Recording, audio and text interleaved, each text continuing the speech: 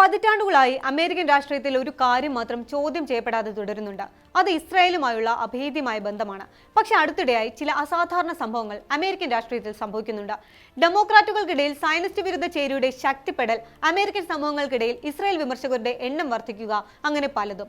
ഇപ്പോഴിതാ അമേരിക്കയിലെ ഇസ്രായേൽ ഇടപെടലുകളെ കുറിച്ച് പരസ്യമായി വിളിച്ചു പറയുകയാണ് US vice president JD Vance. US Israel ബന്ധത്തിലെ അസാധാരണ നിമിഷം എന്നാണ് വിശകലന വിദഗ്ധർ ഇതിനെ വിശേഷിപ്പിക്കുന്നത്. വിശദമായി നോക്കാം. സ്വാഗതം ഇൻഡെപ്തിലേക്ക്.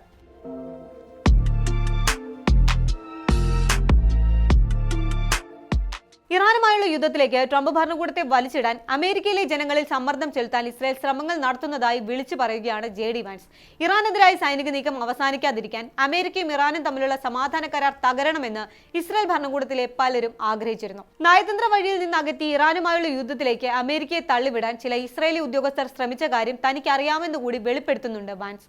ഇസ്രായേലുമായി ബന്ധമുള്ള ഒരു സംഘം വലിയ തോതിൽ പണമൊഴുക്കുകയും അമേരിക്കൻ പൊതുജനാഭിപ്രായത്തെ സ്വാധീനിക്കാൻ ശ്രമിച്ചുവെന്ന് കൂടി ആരോപിക്കുന്നുണ്ട് അമേരിക്കൻ വൈസ് പ്രസിഡന്റ്. അമേരിക്കയിലെ പൊതുജനാഭിപ്രായം സമാധാന ശ്രമങ്ങൾക്കെതിരാക്കാനായിരുന്നു അവരുടെ ശ്രമങ്ങൾ അത്രയുമെന്നാണ് വാൻസ് പറയുന്നത്. എന്തിനേറെ, ട്രംപിന്റെ മേക്ക് അമേരിക്ക ഗ്രേറ്റ് അഗൈൻ പ്രസ്ഥാനത്തിലുള്ളവരെ പോലും സ്വാധീനിക്കാൻ ഇസ്രായേൽ രാഷ്ട്രീയ പ്രവർത്തകരെ ഏർപ്പെടുത്തിയിട്ടുണ്ട് എന്നാണ് വാൻസ് അവകാശപ്പെടുന്നത്. അതുവഴി ഇസ്രായേലിന്റെ താൽപര്യങ്ങൾ സംരക്ഷിക്കുക മാത്രമല്ല, ഇറാനുമായി വീണ്ടും ഒരു യുദ്ധത്തിലേക്ക് അമേരിക്കയെ തള്ളിവിടുക കൂടിയായിരുന്നു അവർ ലക്ഷ്യമിട്ടത് എന്നാണ് വാൻസ് വാദിക്കുന്നത്. ഇരു രാജ്യങ്ങൾക്കുമിടയിൽ മുൻകാലങ്ങളിലും അഭിപ്രായ വ്യത്യാസങ്ങൾ ഉണ്ടായിരുന്നു, സംഘർഷങ്ങളും ഉണ്ടായിട്ടുണ്ട്. പക്ഷെ അമേരിക്കക്കെതിരായ ഇസ്രായേലി പ്രചാരണത്തിനെതിരെ ഒരു വൈസ് പ്രസിഡന്റും ഇത്ര ശക്തമായി രംഗത്തെത്തിയിട്ടില്ല എന്നതാണ് വാൻസിന്റെ പരാമർശങ്ങളെ വേറിട്ടു നിർത്തുന്നത്.